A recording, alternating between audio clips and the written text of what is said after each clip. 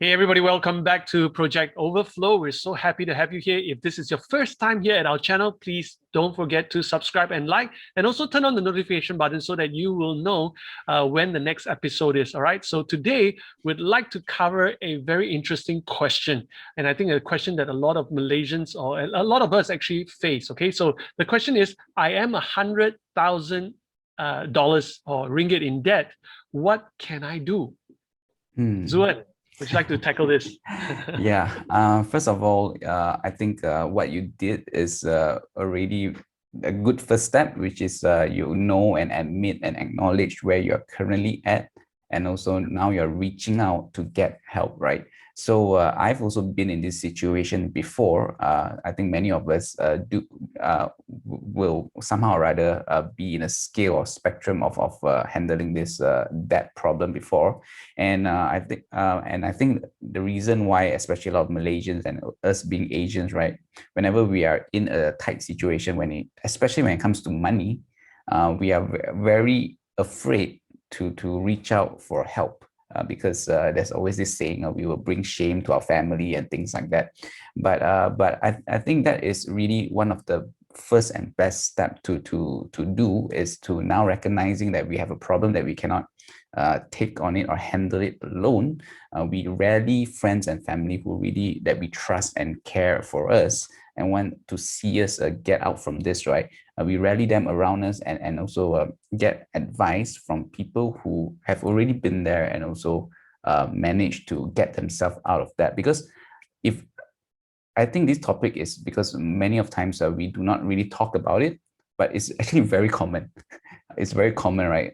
People have debts, but also because we don't talk about it, that's why can't we can't learn from those or get advice from people who has already overcome that. So that is my take on it.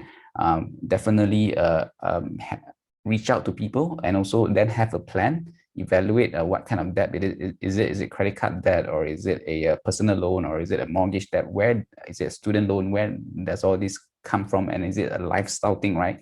Do an evaluation and audit on that, and then formulate a plan to get yourself out of it. And your best friend would definitely be time. Do it slowly and steadily. It might take you 1 year or 2 years of cutting down on lifestyle things, or living below or even within your means. So that is how I would tackle this problem. What about you, Eugene? Fantastic. Yeah, I think you're right, Zuan. So for me, I think the first thing to do, or at least, with the people that have come to me before that talk about this, and, then the first advice I would give is actually stop the bleeding. Okay, meaning Mm, stop the spending. Okay, so if you're already in debt, and it's come to a point where, oh, you can't even stay afloat, then it's time to reduce the lifestyle.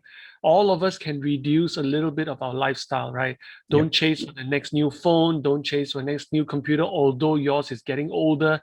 Unfortunately, you have to live with that. Don't Mm, change the car, and if you have already done that, maybe it's time to declutter, sell some of the stuff that you have. Maybe you have just too many stuff there, sell some of that. Okay, so do whatever to, number one, to stop the bleeding. Okay, number two is to be able to come up with a plan, a consolidated plan. Okay, so how do you do that? The very important thing is to get information and education.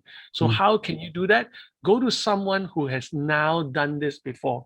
Go to a friend, a family member who has now learned how to manage that debt. Okay, so I know a lot of people, rather than learning how to do this, what they do is they reach out and ask people for help to lend them more money. Okay, that is the biggest mistake. Why? Because lending you more money put you in more debt. Okay, instead of now being able to now make ends meet, you're actually making the ends go further apart.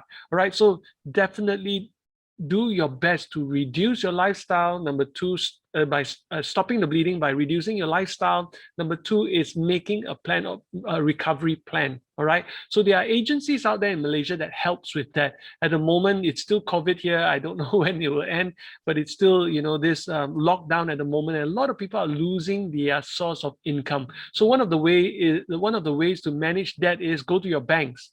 If not, go to AKPK. It's an mm, agency that's set up by the Malaysian government to help and assist with those people who have got issues with managing that debt. Okay, and they do a pretty good consolidation plan of how to manage your money. Okay, so that is, at least get some information from there. All right, so that will be my take for you. Unless and until we know you intimately and know what is the structure of your debt currently, it's very difficult for us to tell you exactly how you can go about it. But definitely do those things. Okay, stop the bleeding, get help, get educated or information, and reach out to the right people. Okay, AKPK is a good one, and go to the banks. Go back to your banks to do it. All right. So this is from us. If you've got any questions or any suggestions that you think can help our fellow human being or help fellow citizens here in Malaysia about this being in debt, you can put it in your comments. Okay, so we'd love to hear from you.